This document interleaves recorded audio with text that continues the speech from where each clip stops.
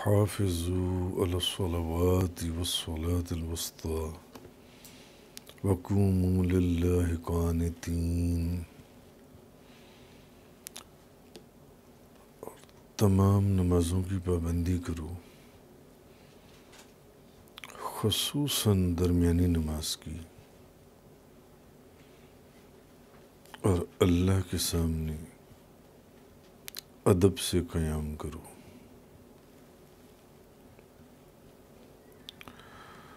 ایک اور جگہ اللہ پاک نے قرآن کریم میں ارشاد فرمایا،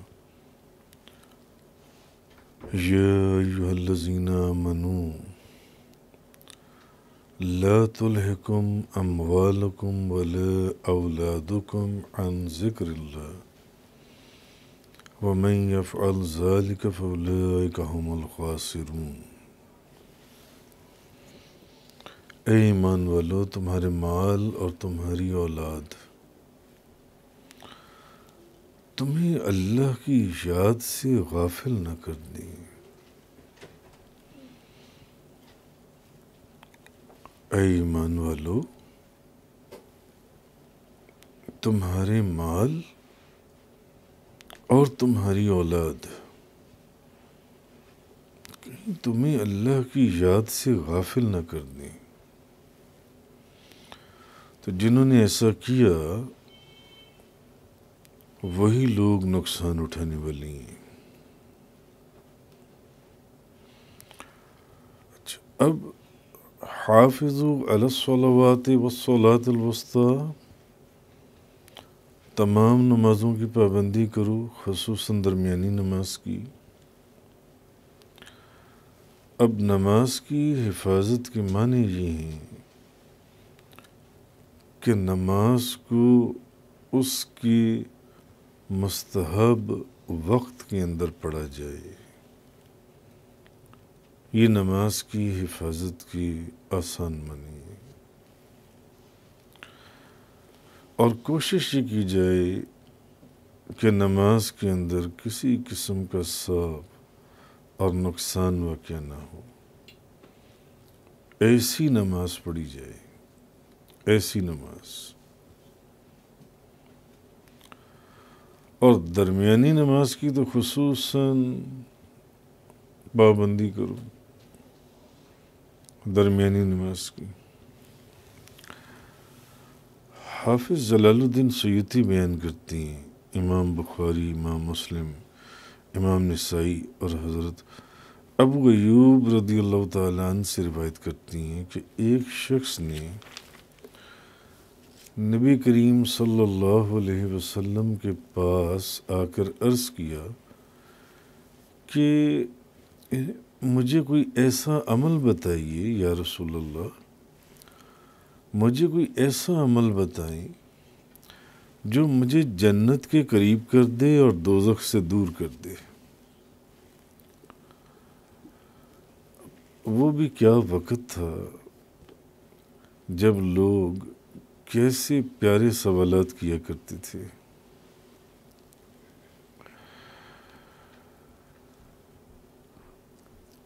یا رسول اللہ، مجھے کوئی ایسا عمل بتائیں جو مجھے جنت کے قریب کر دے اور دوزخ سے دور کر دے۔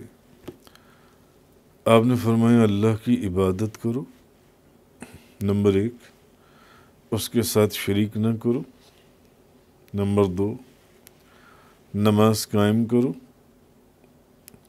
نمبر 4، زکوٰۃ ادا کرو، اور رشتہ داروں سے نیک سلوک کرو۔ اب جب وہ شخص چلا گیا تو آپ صحابہ کرام کو فرمانے لگے، اگر اس شخص نے، یہ جس نے مجھ سے سوال کیا تھا کہ یا رسول اللہ مجھے کوئی ایسا عمل بتا دیں جو مجھے جنت کے قریب کر دے اور دوزخ سے دور کر دے، اب حضور نے اس شخص کی طرف اشارہ کر کے فرمایا کہ اگر اس شخص نے اس کے اوپر عمل کیا تو وہ جنت میں داخل ہو جائے گا، وہ جنت میں داخل ہو جائے گا۔ کہ نماز قائم کرو، زکوٰۃ ادا کرو، رشتہ داروں کے ساتھ نیک سلوک کرو، اللہ کی عبادت کرو، اس کے ساتھ کسی کو شریک نہ کرو۔ حضرت انس بن مالک رضی اللہ تعالیٰ عنہ روایت کرتے ہیں کہ نبی کریم صلی اللہ علیہ وسلم نے فرمایا، اللہ تعالیٰ نے دین کی جس چیز کو سب سے پہلے لوگوں پر فرض کیا وہ نماز ہے۔ جس چیز کو سب سے پہلے فرض کیا وہ نماز ہے، اور جو چیز سب سے آخر میں باقی رہے گی وہ نماز ہے، اور سب سے پہلے جس چیز کا حساب لیا جائے گا وہ نماز ہے۔ اللہ تعالیٰ فرمائے گا، میرے بندوں کی نمازوں کو دیکھو، اگر وہ مکمل ہوں تو مکمل لکھ دی جائیں گی، اور اگر وہ ناقص ہوں گی تو اللہ تعالیٰ فرمائے گا، دیکھو کیا اس کے پاس کوئی نوافل ہیں؟ تو اگر اس کے پاس نوافل ہوں گے تو ان کی فرائض کی جو کمی رہ گئی ہے وہ ان کے نوافل سے پوری کر دی جائے گی۔ پھر فرمائے گا، دیکھو کہ اس نے زکوٰۃ پوری دی ہے، زکوٰۃ دی ہے، اگر تو اس نے زکوٰۃ اپنی پوری دی ہوگی تو اس کی زکوٰۃ پوری لکھ دی جائے گی، اور اگر وہ بھی ناقص ہوگی تو پھر اللہ تعالیٰ فرمائے گا کہ دیکھو اس کے صدقات اور خیرات وغیرہ میں سے کوئی چیز ہے موجود، تو اگر اس نے صدقہ وغیرہ کیا ہوگا تو اس سے اس کی زکوٰۃ کو پورا کر دیا جائے گا۔ اصل میں ان احادیث کے اندر جس چیز کی اہمیت کو اجاگر کیا جا رہا ہے یا بتانے کی کوشش ہے وہ کیا ہے؟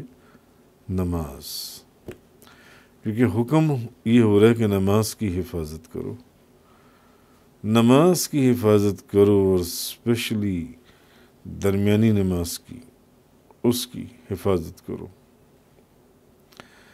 امام طبرانی نے حضرت انس رضی اللہ تعالیٰ عنہ سے روایت کیا کہ نبی کریم صلی اللہ علیہ وسلم نے فرمایا، قیامت کے دن جس چیز کا سب سے پہلے بندے سے حساب لیا جائے گا وہ نماز ہے۔ اب یہاں سے آپ نماز کی اہمیت کو سمجھنے کی کوشش کریں کہ اگر اس کی نماز درست ہوئی تو اس کے باقی بھی سارے عمل درست ہوں گے۔ یہ نبی کریم صلی اللہ علیہ وسلم کی زبان مبارک سے نکلا ہے کہ اگر اس کی نماز درست ہوئی تو اس کے باقی بھی سارے عمل درست ہوں گے، اور اگر اس کی نماز صحیح نہ ہوئی اس کے باقی سارے عمل بھی صحیح نہیں ہوں گے۔ اگر اس کی نماز فاسد ہوئی تو اس کے سارے عمل فاسد ہوں گے۔ مگر یہ کیسی بات ہے کہ بندہ صرف اگر اپنی نماز کو درست کر لے، اس یقین کے ساتھ کہ نبی کریم صلی اللہ علیہ وسلم کی زبان مبارک سے جو نکل گیا، جو فرمان جاری ہو گیا،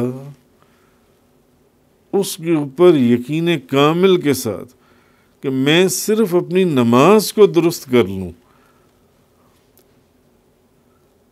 تو نبی پاک صلی اللہ علیہ وسلم کے فرمان اقدس کی برکت سے قیامت والے دن میرے باقی سارے اعمال اللہ کی بارگاہ میں صحیح ہوں گے، اور اگر نماز صحیح نہ ہوئی تو سارے اعمال خراب ہوں گے۔ اگر نماز درست نہ ہوئی تو سارے اعمال فاسد ہو جائیں گے۔ اس یقین کے ساتھ بندہ صرف اپنی نماز کو درست کر لے کہ اگر میری نماز درست ہو گئی تو بس اللہ کی بارگاہ میں میرے سارے اعمال درست ہو گئے، اور اگر میری نماز صحیح نہ ہوئی تو اللہ کی بارگاہ میں میرے سارے اعمال صحیح نہیں ہوں گی، خراب ہو جائیں گے۔ حضرت ابو ہریرہ رضی اللہ تعالیٰ عنہ سے روایت ہے، نبی پاک صلی اللہ علیہ وسلم نے فرمایا، جس کی نماز نہ ہو اس کا اسلام میں کوئی حصہ ہی نہیں ہے۔ خوف آ جاتا ہے اس حدیث کو سن کر یا پڑھ کر، جس کی نماز نہ ہو اس کا اسلام میں کوئی حصہ ہی نہیں ہے۔ امام طبرانی حضرت عائشہ صدیقہ طیبہ طاہرہ زاہدہ عابدہ رضی اللہ تعالیٰ عنہا سے روایت کرتی ہیں کہ نبی پاک صلی اللہ علیہ وسلم نے فرمایا، قیامت کے دن جو شخص 5 نمازیں لے کر آیا جن کے وضو، ان نمازوں کے وضو، ان کے اوقات، ان کے رکوع اور ان کے سجود کی اس نے حفاظت کی ہو، اس شخص کے ساتھ اللہ کا یہ وعدہ ہے کہ وہ اس کو عذاب نہیں دے گا۔ وہی بات ہے کہ اگر نماز درست ہو جائے، اس کے رکوع بھی درست ہوں، اس کے سجدے بھی درست ہوں، اس کا وضو بھی درست ہو اور پھر نماز بھی درست ہو، تو باقی سارے نبی پاک صلی اللہ علیہ وسلم کی زبان مبارک سے نکل گیا، باقی سارے عمل درست ہوں گے۔ باقی سارے عمل، روزہ درست، زکوٰۃ درست، خیرات درست، صدقات درست، عبادات درست، معاملات درست۔ اب معاملات کے اندر سینکڑوں چیزیں آ جاتی ہیں، اولاد کے حقوق، ماں باپ کے حقوق، بیوی کے حقوق، رشتہ داروں کے حقوق، رزق حلال، محنت، روزی روٹی، ہر طرح کے معاملات اس کے درست ہو جائیں گے اگر نماز اس کی درست ہو گئی۔ امام طبرانی حضرت انس رضی اللہ تعالیٰ عنہ سے روایت کرتی ہیں، نبی کریم صلی اللہ علیہ وسلم نے فرمایا، جس نے 3 چیزوں کی حفاظت کی یقیناً وہ ولی ہے، یعنی وہ اللہ کا ولی ہے جس نے 3 چیزوں کی حفاظت کی اور ان کو ضائع نہیں کیا، جی وہ اللہ کا ولی ہے۔ اور جس نے ان کو ضائع کر دیا وہ اللہ کا دوست نہیں ہے، وہ اللہ کا دشمن ہے۔ ایک نماز، ایک روزہ اور ایک جنابت۔ حضرت جابر بن عبداللہ انصاری رضی اللہ تعالی عنہما سے روایت ہے، نبی کریم صلی اللہ علیہ وسلم نے فرمایا، جنت کی چابی نماز ہے، جنت کی چابی نماز ہے، جنت کی کنجی نماز ہے۔ حضرت ابن مسعود رضی اللہ تعالی عنہ سے روایت کیا امام طبرانی نے، ان سے پوچھا گیا اسلام کا کون سا درجہ افضل ہے؟ آپ نے فرمایا نماز، اور جس نے نماز نہیں پڑھی اس کا کوئی دین نہیں ہے، اس کا کوئی دین نہیں ہے۔ اور پیچھے میں نے ایک حدیث میں آپ کو کیا بتایا کہ وہ اسلام میں ہی نہیں ہے وہ شخص۔ امام ترمذی اور امام حاکم نے حضرت ابو ہریرہ سے روایت کیا، نبی کریم صلی اللہ علیہ وسلم کے جو اصحاب ہیں، صحابہ کرام جو ہیں، وہ بندہ کسی چیز کو بھی چھوڑ دیتا تو اس کے اوپر کفر کا حکم نہیں جاری فرماتے تھے، ماں سوائے نماز کے، ماں سوائے نماز کے۔ حضور کے اصحاب نماز کے سوا اور کسی چیز کے ترک کرنے کو کفر نہیں کہتے تھے، مگر نماز کے ترک کرنے کو انہوں نے کفر تک فرما دیا، کفر۔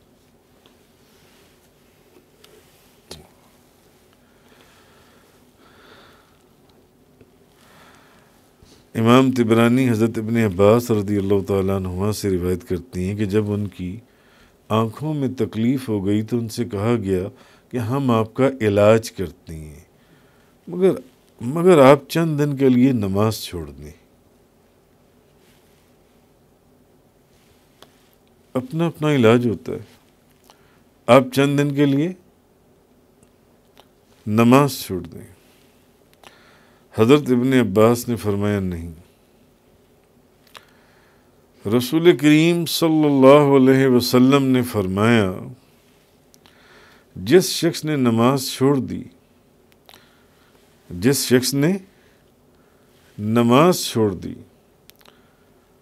وہ اللہ تعالیٰ سے اس حالت میں ملاقات کرے گا کہ اللہ تعالیٰ اس پر غضبناک ہوگا۔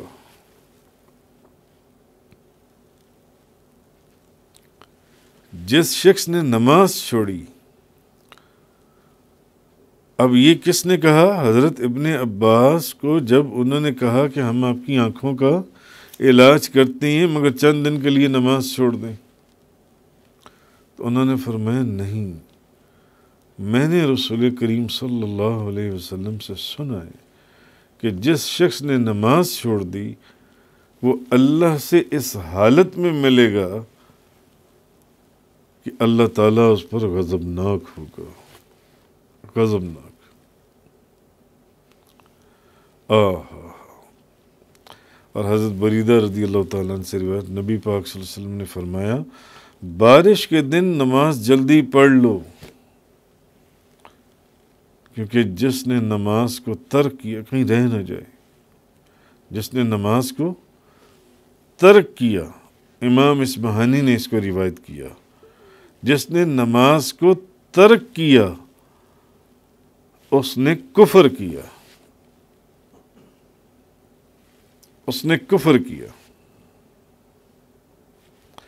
اور امام نسائی نے حضرت نوفل بن معاویہ سے روایت کیا کہ نبی کریم صلی اللہ علیہ وسلم نے فرمایا جس شخص کی ایک نماز فوت ہو گئی گویا اس کے اہل بھی اور اس کا مال بھی ہلاک ہو گیا۔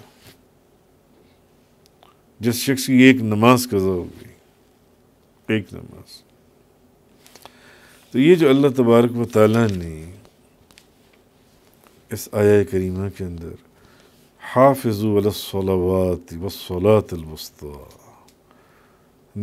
تمام نمازوں کی پابندی کرو اور خصوصاً درمیانی نماز کی، خصوصاً درمیانی نماز کی۔ اچھا، اب جو درمیانی نماز ہے، درمیانی نماز کے متعلق مختلف روایات ہیں۔ صحابہ کرام سے درمیانی نماز عشاء کی نماز کو بھی کہا گیا ہے، درمیانی نماز فجر کی نماز کو بھی کہا گیا ہے، درمیانی نماز ظہر کی نماز کو بھی کہا گیا ہے کیونکہ دن کے درمیان میں ہوتی ہے، فجر رات اور دن کے درمیان میں ہوتی ہے، عشاء بھی اسی طرح 2 وقتوں کے درمیان میں ہوتی ہے، مغرب کی نماز کو بھی کہا گیا ہے، اور نماز عصر کو بھی درمیانی نماز کہا گیا ہے کہ یہ پھر درمیانی نماز ہے کون سی؟ تو جس نے 5 نمازوں کی حفاظت کر لی اس کو پھر درمیانی نماز کا کوئی مسئلہ نہیں ہے، اس نے تو 5 نمازوں کی حفاظت کر لی۔ لیکن جو احادیث کے اندر زیادہ جس نماز کا ذکر ہے، زیادہ احادیث میں دوسری نمازوں کا بھی ہے، وہ نماز عصر کا ہے کہ نہیں، درمیانی نماز جو ہے وہ نماز عصر ہے، جو غالباً جنگ خندق کے دوران جو ان سے یہ قضا ہو گئی تھی، تو اس درمیانی نماز کے متعلق فرمایا گیا۔ تو یہ اللہ تبارک و تعالیٰ نے فرمایا، اور وَقُومُوا لِلَّهِ قَانِتِينَ، اور اللہ کے سامنے ادب کے ساتھ قیام کرو، نہایت خاموشی کے ساتھ، عاجزی کے ساتھ، انکساری کے ساتھ، نماز کی ادائیگی جن سی ہے اس کو پایہ تکمیل تک پہنچاؤ۔ صدق اللہ۔ تفسیر قرآن کا یہ لیکچر انگلش میں سننے کے لیے براہ کرم ڈسکرپشن میں موجود لنک پر کلک کریں۔